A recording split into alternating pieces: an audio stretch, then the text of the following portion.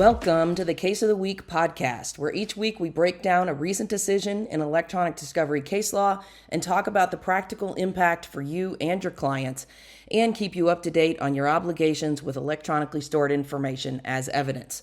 If you're a litigator, legal professional, or you love the power of ESI as much as I do, this is the place to be.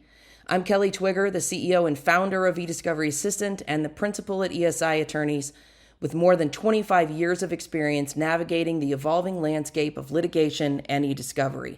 I'm a practicing attorney, author, speaker, entrepreneur, and now podcaster who works as a discovery strategist and expert for clients at ESI Attorneys and to provide that knowledge to all legal professionals through our eDiscovery Assistant platform.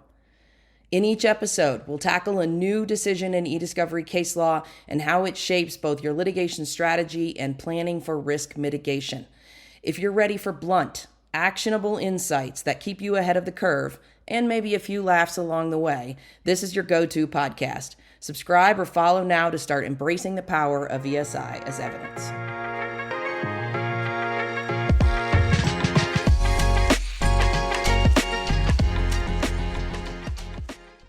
Good morning and welcome to our Case of the Week for April 13th, 2021.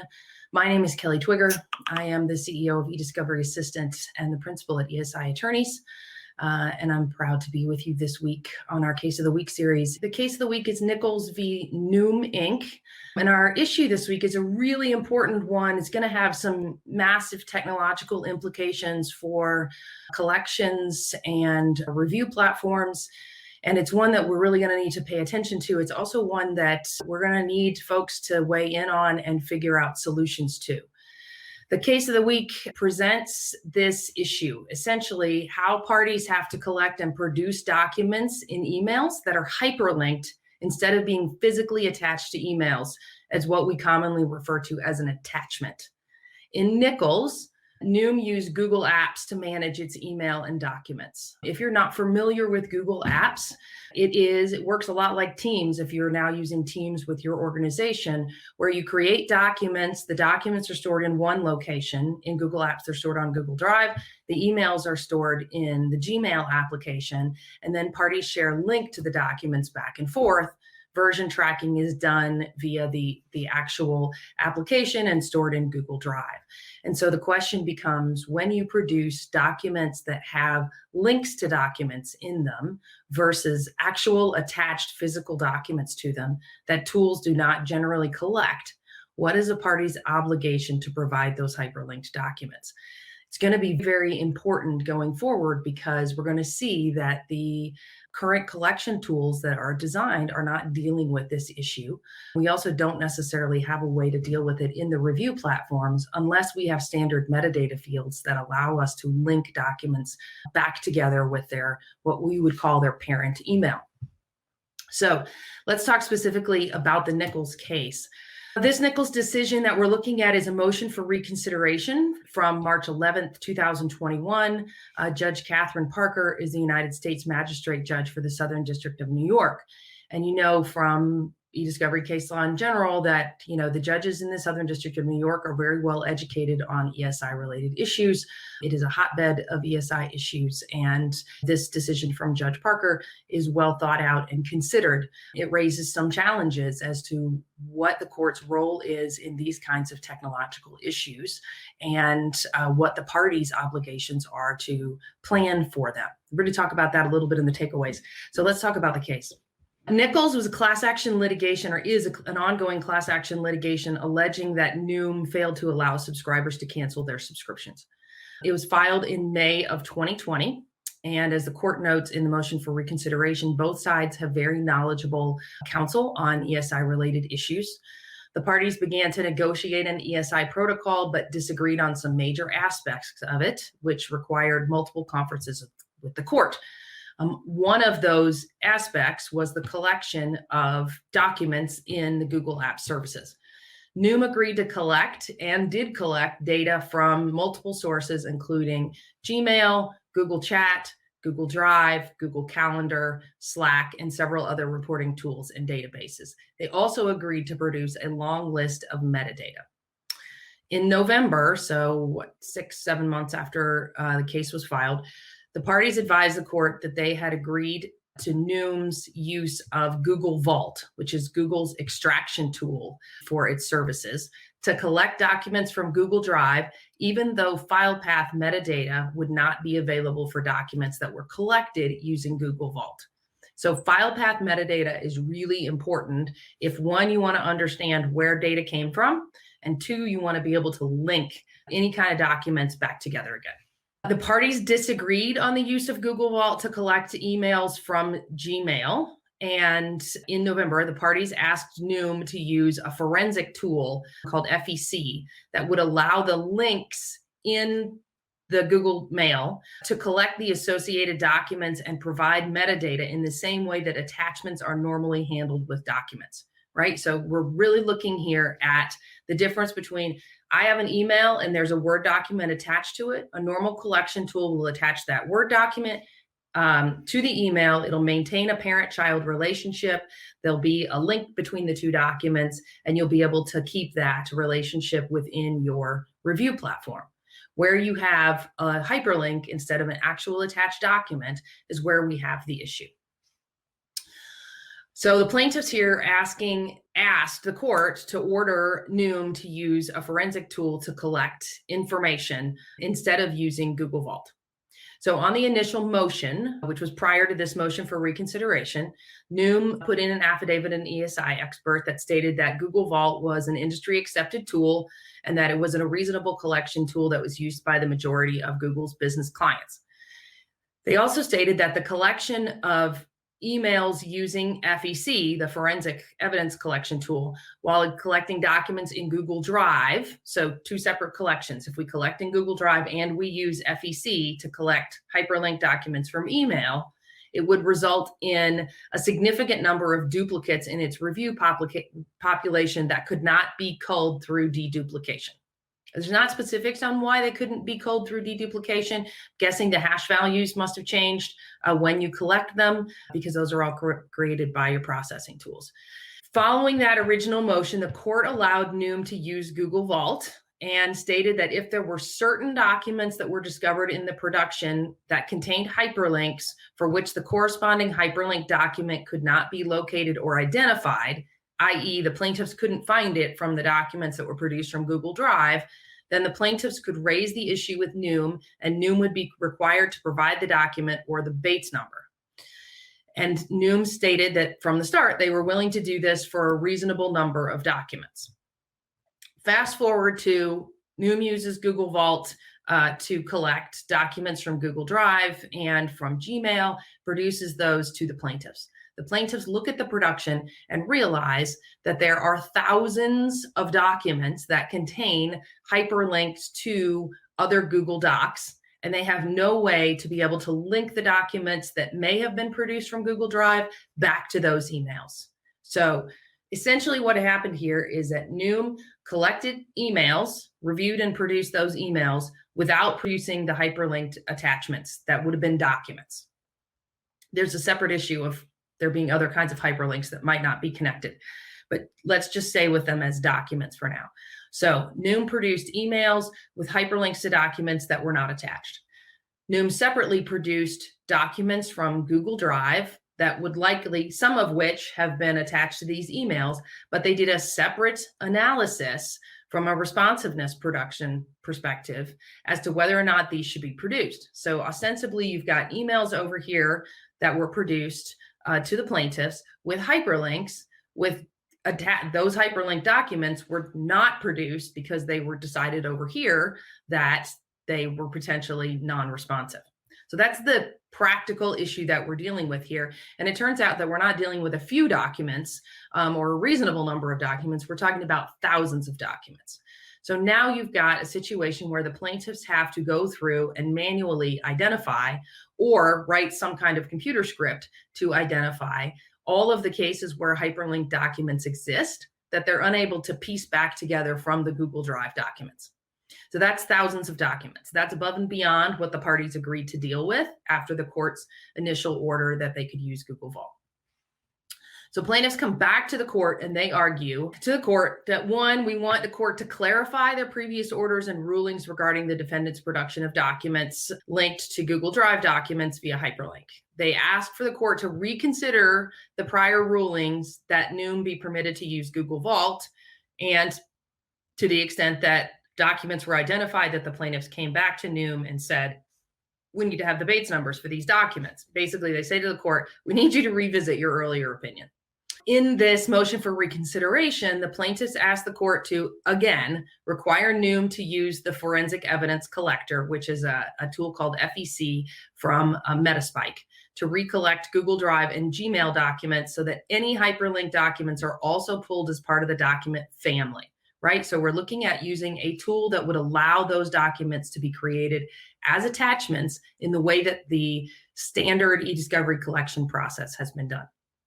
The second thing the plaintiffs ask for is, if you're not going to require them to use FEC to recollect and give us the information, then please require them to write a custom script that would allow Google Drive to export the links for those documents and produce them as attachments. So it would essentially create a program using Google's application programming interface, their API, which would extract the links from responsive Google Drive documents, retrieve those linked documents, and produce them as attachments. And with regard to that request on the specific program, the plaintiffs estimated it would take only 1 to 2 weeks to write a program to extract the links. What's really key here, though, is on the plaintiff's motion for reconsideration, the plaintiffs did not place any information about the time or cost that be required for processing, deduplication, and re-review of documents that had already been produced. In its motion, the plaintiffs argued that the hyperlinks are akin to attachments and should be produced as part of a document family. And without the metadata linking the underlying hyperlinked Noom document to the document containing the hyperlink, they're unable to determine the families of documents. Plaintiffs are also concerned that some of those documents may not be produced at all. We kind of talked about that a little bit, right? That if you look at the Google Drive documents separately from the email, you may decide that documents over here are not responsive when typically they would have been attached to a responsive email. And in a normal attachment family situation, a document that's attached to a responsive email would be produced. We typically do not leave out non-responsive attachments. So on the motion for reconsideration, the court's analysis was really the following. First, the court acknowledged that, and this is a quote, this is important, the issues raised by plaintiffs raise complex questions about what constitutes reasonable search and collection methods in 2021. When older forms of communicating via emails and documents with attachments and footnotes or endnotes are replaced by emails and documents containing hyperlinks to other documents, video, audio, or picture files. It also highlights the changing nature of how documents are stored and should be collected. So what the court's saying in this particular paragraph is really two things. One, we've got new technological developments that haven't been considered yet, either by tools that are existing and commonly used in the marketplace or by the rules and how we define documents under Rule 34. So it's really important to consider that language. And it is also important because what the court decided here will have a dramatic impact on eDiscovery going forward, that it be kept in context for how the court looked at it. The second thing the court did was look at the language of the ESI protocol. And it stated that the parties had not specifically treated hyperlinked documents as attachments and found, quote, that there was no meeting of the minds on whether hyperlinks were attachments. And this court, when entering the order, did not view hyperlinks to be attachments. So that's really important. Here's what the court says about hyperlinks as attachments. They do not agree that a hyperlinked document is an attachment, but that it might be akin to an attachment. And here's what the court says in quote. When a person creates a document or email with attachments, the person is providing the attachment as a necessary part of the communication. When a person creates a document or email with a hyperlink, the hyperlinked document/information may or may not be necessary to the communication. For example, a legal memorandum may have hyperlinks to cases cited therein. The court does not consider the hyperlinked cases to be attachments. A document may also contain a hyperlink to another portion of the same document. That is also not an attachment. A document might have a hyperlink shortcut to a SharePoint folder. The whole folder would not be an attachment. These are just examples. An email might have hyperlinks to a phone number, a tracking site for a mailing shipment, a Facebook page, a terms of use document, a legal disclaimer, etc. The list goes on and on. Many of these underlying hyperlinked documents may be unimportant to the communication. And that's a very valid point from the court.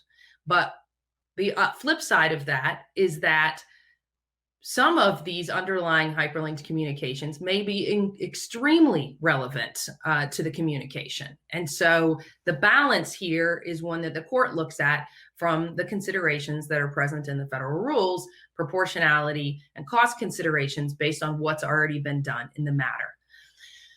But from a practical perspective, there are massive implications here for any kind of party. This is a class action litigation, but there are many sophisticated business disputes going on right now with companies who use Google Apps, Microsoft Teams, in which you share links to SharePoint documents via Teams internally, are also going to have a very similar problem, and this needs to be resolved as to how we're going to deal with this issue in eDiscovery. We've talked previously on the case of the week about the fact that we don't have a complete collection strategy for all the ways in which data is available through Microsoft Teams. The same is true with Google Apps.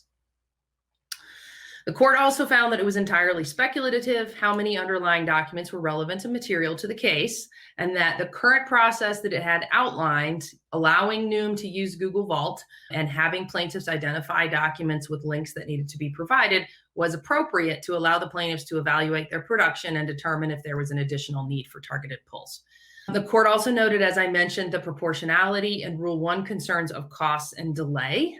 Because the plaintiffs here were asking for an entirely new collection of emails and Google Drive documents that had already been collected, they had already been mostly reviewed for relevance and production, and that the plaintiffs had already agreed that Vault was an acceptable tool for the Drive documents.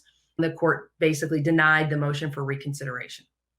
The court also rejected the plaintiff's argument that Noom should be required to write a script. One other thing that's really key to note here, and I mentioned it earlier, is that Noom argued on the motion for reconsideration about the redundancies and the additional costs associated with having to recollect the data using the FEC tool. They argued a few different things.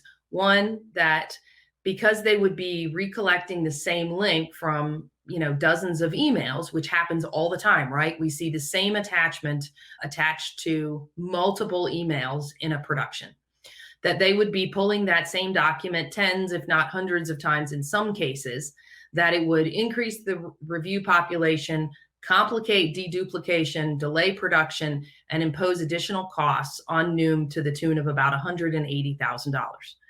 Plaintiffs really had no ability to counter the amount of costs associated with that because they don't know that much about the documents or how many duplicates there would be or any of that information. It's another situation in which an imbalance of knowledge about the data that we're discussing leaves one party at a disadvantage to be able to argue in front of the court. Here's what the court ultimately comes down with on its motion to deny, on its ruling to deny the motion for reconsideration. And this is a quote. The court acknowledges the inherent tension between the value and efficiency in creating an ESI protocol up front that addresses all potentially foreseeable issues on the one hand and getting discovery underway in the case on the other hand. The existing protocol, together with the court's workaround to address the plaintiff's concerns for those key documents where they need more information about the hyperlinked documents, strikes an appropriate balance based on the needs of this case. And as reported at the most recent conference, the parties have already successfully utilized the court's procedure. So with that, the court denied the motion for reconsideration. What are our takeaways? Well, if you are in lit support or you are handling data, you are cringing right now with the practical implications of this decision and the need to be able to plan for this in your protocols. So we talk a lot on this case of the week about ESI protocols. We've written a series of posts on our eDiscovery Assistant blog on ESI protocols and what needs to be included in them. And this will be yet another piece that we'll write up for that blog. Essentially, as we've talked about, parties need to know and understand the systems that they are dealing with before drafting an ESI protocol. This issue of hyperlinked documents is going to be more and more apparent as we move through. With the onset of the pandemic, many companies moved to Microsoft Teams. Microsoft Teams work with linked documents in the same way that Google Apps works with linked documents. And we're going to have to start structuring protocols that specifically call out how those links are to be treated. And if there is a document, a physical document that's attached as a hyperlink instead of, not as attached, that a hyperlink is included in an email with substantive content versus simply a hyperlink out to a web-based link or something else, a link to a YouTube video or otherwise, then that information needs to be produced as an attachment. We're going to have to break down individual examples of how different things can be attached as hyperlinks within a document and how those pieces of information are going to be treated for purposes of collection, review, and production. It's a whole new way of thinking about data, and it's not one that is specifically addressed by the Federal Rules of Civil Procedure. Practically speaking, I don't think the court is the one that should be deciding whether a hyperlink constitutes an attachment. I definitely agree here with Judge Parker that there are a lot of proportionality and cost considerations, and that the plaintiffs were at a disadvantage here, not having any data to disagree with the court at the point at which they agreed to allow the use of Google Vault. They really didn't have a basis to disagree because they hadn't seen any documents at that point. They did not know the scope of the problem that would be considered. And once they identified that scope and came back on a motion for reconsideration, the court looked at, hey, well, look, you've already been down this road. You've already spent all this money. We don't even know how many of these documents are going to be relevant. All of those are great bases on the motion for reconsideration, but it still leaves the plaintiffs in this particular case at a huge disadvantage. And again, this issue is not one that is just specific to class action litigation. We are going to see this issue in many business disputes amongst multiple sophisticated parties. From a technical perspective, the plaintiffs in this case, when they're receiving this production, are not receiving what they would normally receive in a collection where documents would be physically attached to an email. And so the question becomes, under the Federal Rules of Civil Procedure, whether they are in fact receiving the value of the same information that is available to Noom here, to the defendant. The Federal Rules of Civil Procedure require that the receiving party gets the same information that is available to the producing party. Here, you lose metadata and the ability to match up the documents from Google Drive. You're never sure whether you actually have all the attachments to an email, and you have no ability to review the attachments as associated to an email in a review platform. And from a perspective of creating the story and understanding the facts and being able to prepare for depositions, that is really crucial. That is a very difficult or a difficult thing to have to deal with from the plaintiff's perspective here. As we all know, part of the story of reviewing documents and how we piece things together is who sent what to whom and when, and what changes were made on different versions. How all of that is dealt with when it comes to these constantly updated systems, both with Microsoft Teams and with Google Apps, is something that's going to have to be considered. I've had discussions with folks about, how are versions going to be managed in these systems and what versions need to be produced from an eDiscovery perspective. If you see in the links to the case of the week this week, you'll see two articles. One is from Doug Austin at eDiscovery Today on his write-up of this decision in Nichols versus Noom. The other is an article from Craig Ball on his blog, Ball in Your Court. And Craig raises two great points in his article that are additional practical considerations for hyperlinks. And this is a big issue that we're going to have to sit down and work through all the challenges on and try and figure out. But Craig's points are, what if the content at the link no longer exists? So what if you have an email with a hyperlink to a document, and in the time since that document was created and that email was sent, the document was taken down and no longer exists? What are you going to do then? Ostensibly, under the Federal Rules of Civil Procedure, if the content no longer exists, the content no longer exists. And there's no sanction for that unless it was destroyed after a duty to preserve went into play. The second point that Craig raises, which is also a good one, is what if the content of the target has changed since it was linked? This happens all the time, right? When in Google Documents, you can go in and make changes to a document that you have access to at any point in time, and that will show up as the version of the document that could be collected. So the question becomes, is the version that's collected at the hyperlink the one that was available as of that date? Is that even possible from a collection perspective? There are a lot of complications technically here that this issue raises. There's one further takeaway for you from this case that comes to mind for me, and that is that Rule 30 requires a production of documents in two ways, either as they are maintained in the ordinary course of business or by request. And it has always been the case that how ESI is maintained in the ordinary course of business is completely dependent on the organization and the systems in which data is maintained. And so that phrase in and of itself needs clarification as it pertains to ESI. There needs to be more guidance from the rules and from the courts on what producing information as they're maintained in the ordinary course of business means. Rarely have I seen in 25 years of practicing that information was produced by request. And so more guidance is absolutely needed on what ordinary course of business means in terms of the manner of production.